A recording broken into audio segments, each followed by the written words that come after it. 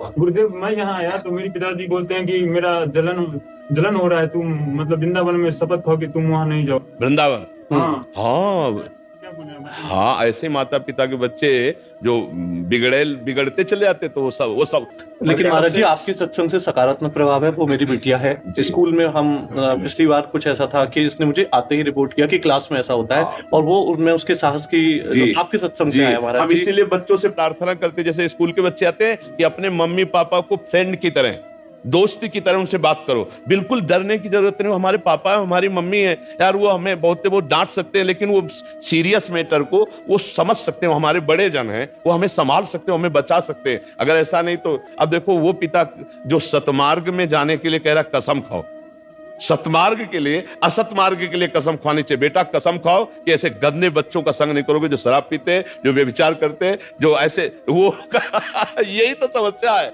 कि माता पिता अगर चरित्रहीन है तो कैसे संभाल पाएंगे बच्चों को। वही हाल हो रहा है ना, पीढ़ी। हाँ, तो इसलिए आज समय तो बहुत विचित्र हो रहा है, लेकिन आज हम प्रणाम करते हैं समाज को कि ऐसे कलयुग के समय में भी लाखों सत्संगी हैं। आपके सत्संग आपको ही आता है।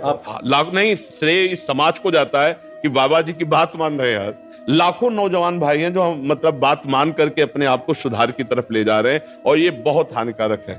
देखो, तो गुरुदेव, हमको तकलीफ इस बात का है कि मेरे पापा बोले कि वृंदावन नहीं जाना है, शपथ खाओ। अब हमको आने का मन होगा तो ये शपथ तोड़ देंगे। बिल्कुल तोड़ देना तुम, ये गंदी बात की शपथ नहीं मानी जाती है। हम पापा से करते थे तब उनको बोलता ये सब होता है। जब आपका सत्संग सुन के सुधार कर दिए, मतलब फिसल गए। यार पता नहीं तुम यार पूर्व जन्म कैसे भजनानंदी आदमी हो कि ऐसी जगह जन्म लिए।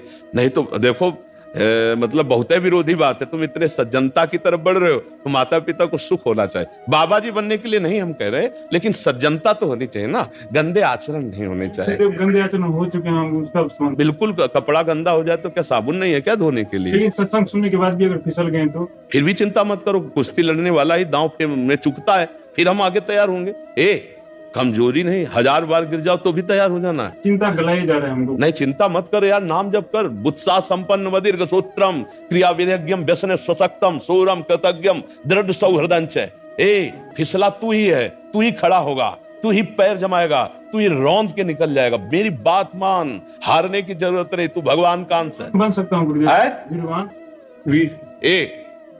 हम भगवान के अंश हैं। चिनगारी, अगर सही ढंग से चिनगारी को सजाया जाए फूस डाल के, तो ज्वाला बनने में देर लगेगी क्या?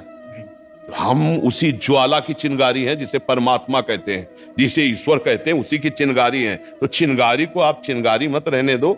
अगर चिनगारी एक बूंद पानी से बुझ सकती है, तो चिनगारी को अनुकूल अगर फूस मिल जाए तो ज्वाला बनने में देर नहीं लगेगी। ये तू चिंता मत कर। बस गंदी दृश्य देखना बंद कर मोबाइल से, और गंदी हरकत करना बंद कर, और दंड बैठक मार, 2-3 किलोमीटर दौड़, सात्विक भोजन कर, सत्संग सुन, नाम जप कर, देख तेरे जीवन में प्रकाश आता है। जब आपका सत्संग सुनते हैं तो मेरी माँ बोलती है मोबाइल फोड़ देंगे। मोबाइल फोड़ देंगे? हाँ तो सुन, अब हम उसका उपाय बता रहे हैं।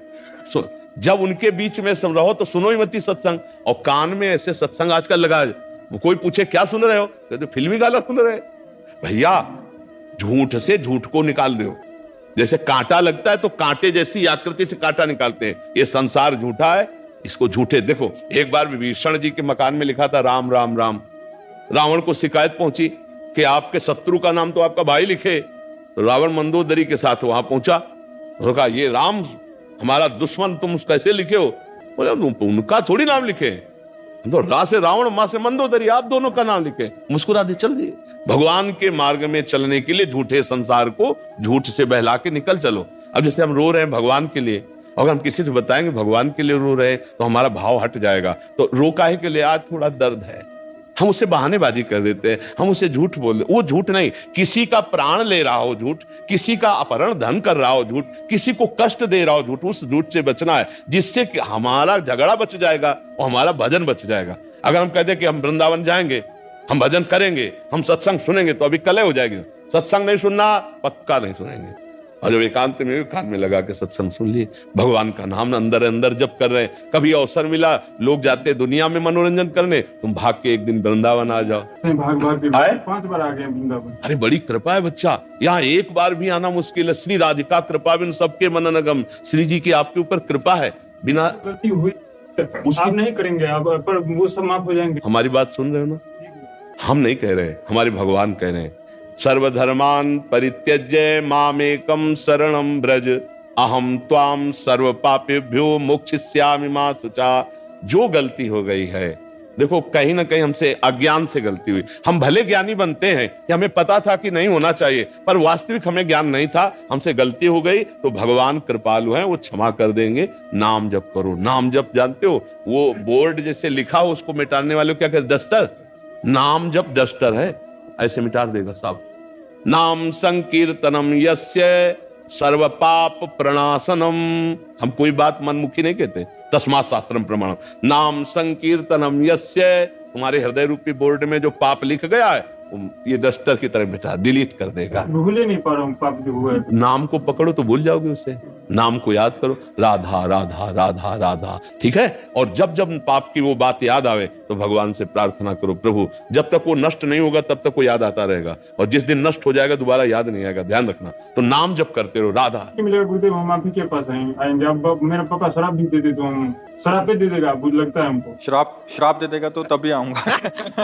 यार श्राप वरदान देने के लिए पावर चाहिए, वह पावर है तो श्राप वरदान देने के लिए पावर चाहिए, वह पावर। राधा राधा जब, और ऐसे माता पिता के भी पैर छू, तब हमारा तुम मित्र कहलाएगा। हमारे दोस्त तभी कहलाओगे जब वो हमारी निंदा करें, हमें गाली दें, और तुम झुक के उनके पैर छू के कि गुरु की आज्ञा है, महाराज जी की आज्ञा है, पैर छुओ उनके और कह दो जैसा आप चाहते हो वैसा ही चलने की कोशिश करूंगा, थोड़ी बाड़ी कुछ अगर गलती लगे तो क्षमा करो। ये हमारे संग का असर हो। ये थोड़ी होगा तुम खींच के थप्पड़ मार दो जवान हो, ऐसा नहीं, कभी मत करना। उनमें भगवान की भावना करो, वो तुम्हें गाली दें, हमें गाली दें, अच्छे से चलो। सतमार्ग को जो गाली देता है वो बेचारा दया का पात्र है। आप सोचो दया का पात्र कि नहीं? तो छोटा बच्चा जिसे गाली दे तो क्या करेंगे, हंस देंगे। ऐसे वो छोटे बच्चे हैं, चाहे 70 साल के बूढ़े हो। अज्ञानी क्या है, ज्ञानी के सामने बालक के समान है, तो वो बालक के समान देखा जाता है, उसका विरोध नहीं किया जाता है। अंदर अंदर से प्यार मत रखो, अंदर प्यार करो प्रभु से, और बाहर से व्यवहार ऐसे रखो। पागल बन करके जी जाओगे तो बुद्धिमानी से निकल जाओगे, और यार ये साबित करना चाहोगे भक्ति, तो फिर ऐसे ऐसे शब्द आएंगे कि निकलना मुश्किल हो जाएगा। बल दीजिए कि हमसे जीवन में कोई पाप ना होगा। अब यार तुम बहुत अच्छे आदमी हो, ऐसा तुम्हारी भावना है, उसका हम आदर करते हैं, और बल तो श्री भगवान से ही मिलता है। हम और आप दोनों मिलकर प्रार्थना करें कि आपको भगवान ऐसा बल दे कि आप अपने धर्म पे चल सको, और उनकी भी सेवा करो, माता पिता की, और भाई को भी नफरत न करो, दुलार करो, अंदर से असंग रहो, बाहर से सबको प्यार दो, जिसका जो अधिकार है। तो बच्चा बहुत जल्दी भगवान प्रसन्न होंगे, क्योंकि पिता में भी पावर भगवान ही है, माता में भी भगवान है, भाई में भी भगवान है। हमारी बात को समझना, ये बाहरी यंत्र कड़वे हैं तो कड़वे शब्द निकल रहे हैं, लेकिन जहां पावर है वो श्री भगवान है। कभी भी अपने माता पिता का अपमान मत करना, हमारी ये बात ध्यान रखना।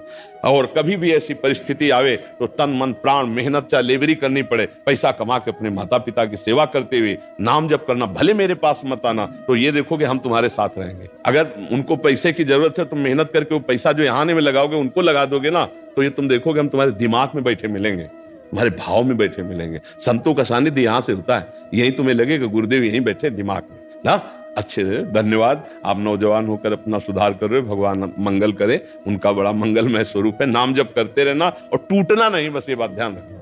बड़ी कृपा है कि घर में विरोध है, भक्ति में जब विरोध होता है तो रंग लाती है। हाँ, गुरुदेव बोलता है कि मेरा मानसिक स्थिति हमारे बारे में इनका गड़बड़ा गया है, कि बाबा के चक्कर में फंस गया है। फंस गया बाबा के चक्कर में फंसना तुम। लेकिन गुरुदेव मतलब एक बात कहना चाहूंगा कि आपसे जुड़ने के बाद ही पता चला कि भगवत प्राप्ति करना है, और भगवत प्राप्ति इतना आसान है। आज तक ये लगता था ये पूजा करो, ये यहाँ जाके यज्ञ कराओ, ये कराओ।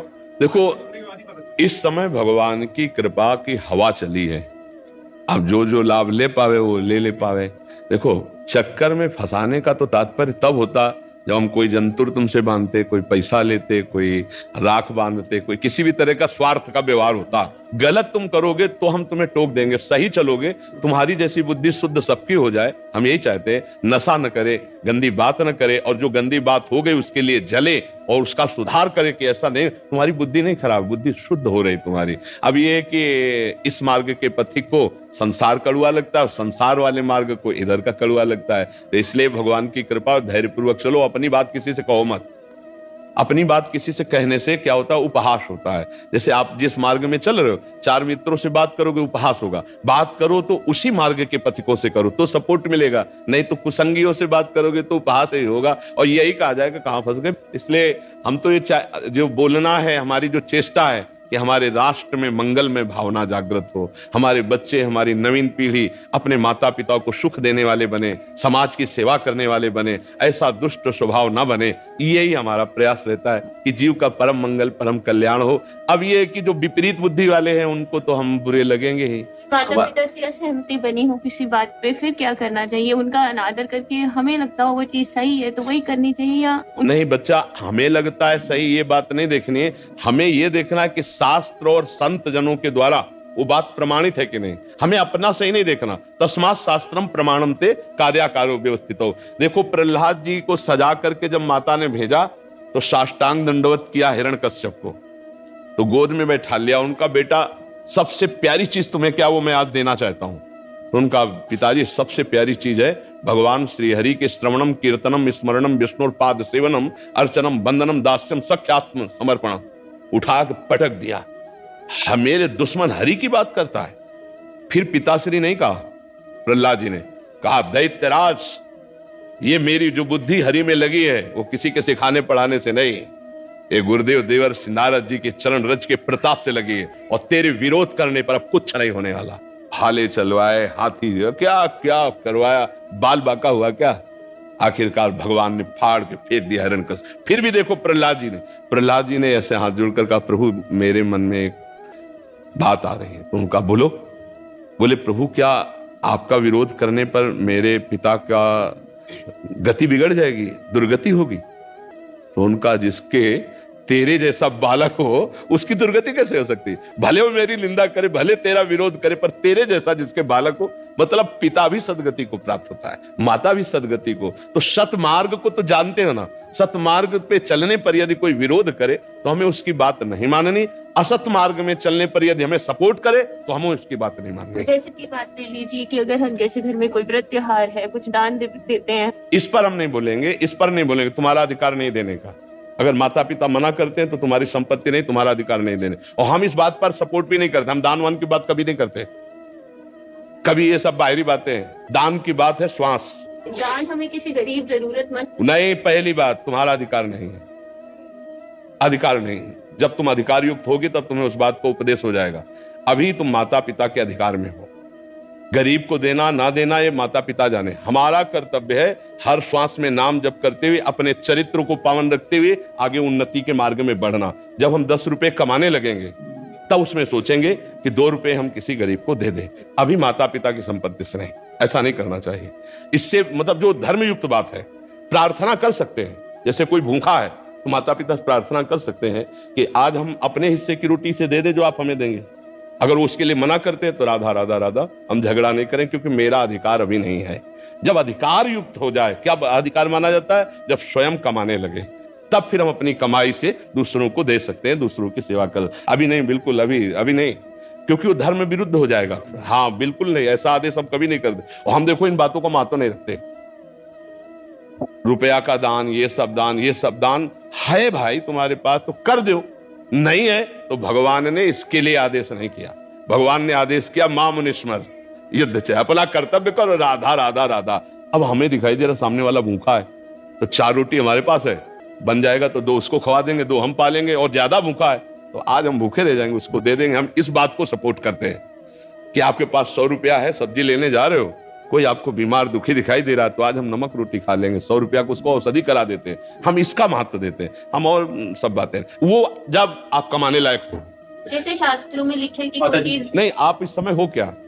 आप टीचर हो, आपको डॉक्टर हो, आप पैसा कमा रहे हो। हाँ जी, पैसा कमा तो अपने पैसे पर अधिकार को बोलो, माता पिता की बात नहीं।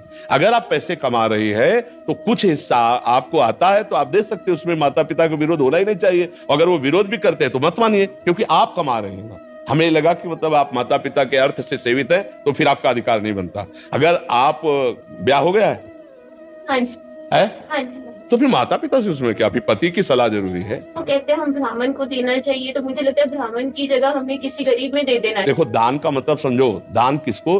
आवश्यकता वाले को। अगर कुत्ता भूखे है तो कुत्ते को रोटी दे दो, हमारी बात समझो। दान का मतलब क्या होता है? कोई प्यासा है पानी पिला दो, किसी को औषधि की जरूरत है औषधि दे दो, कोई भूखा है भूखे दे दो। सब में परमात्मा वास करते हैं, किसी एक के लिए दान की बात नहीं। दान पात्रता का, दान का शब्द आता है तो पात्र का। जैसे सर्दी का समय है, कोई कांप रहा है अब वो कौन सी जाति का है, कौन से देश का है, कौन, हमें कुछ नहीं देखना, हमें अपना साल उतार करके उसको उड़ा देना है। और ये कर दिया तो बहुत बड़ा दान हो गया। हमारे पास नहीं है व्यवस्था, लेकिन हम ठंडी सह जाएंगे, इसको आज अपना वस्त्र दे दे। भगवान ये बात देखकर प्रसन्न हो जाएंगे। हमारी बात समझो, हमारी किसी सीमा में बात नहीं होती, वो एकदम खुली बात होती है। अगर आवश्यकता किसी को है और वो वस्तु मेरे पास है और मैं देने में समर्थ हूं, तो मैं उस समय दे देता हूं। वो कौन है, ये सब बातें नहीं देखी जाती। भूखा है, हम 3 बातों पर ज्यादा ध्यान देते हैं। कोई भूखा प्यासा है, या कोई सर्दी का समय है, या कोई बीमार है, इस पर जरूर ध्यान देना चाहिए। रुपया देते समय बहुत होश में रहना चाहिए। ये रुपया लेके शराब पिएगा जाके, ये रुपया लेके बेविचार करेगा, तो हमें बहुत होश में देना चाहिए, फिर दुर्गति तुम्हारी भी होगी।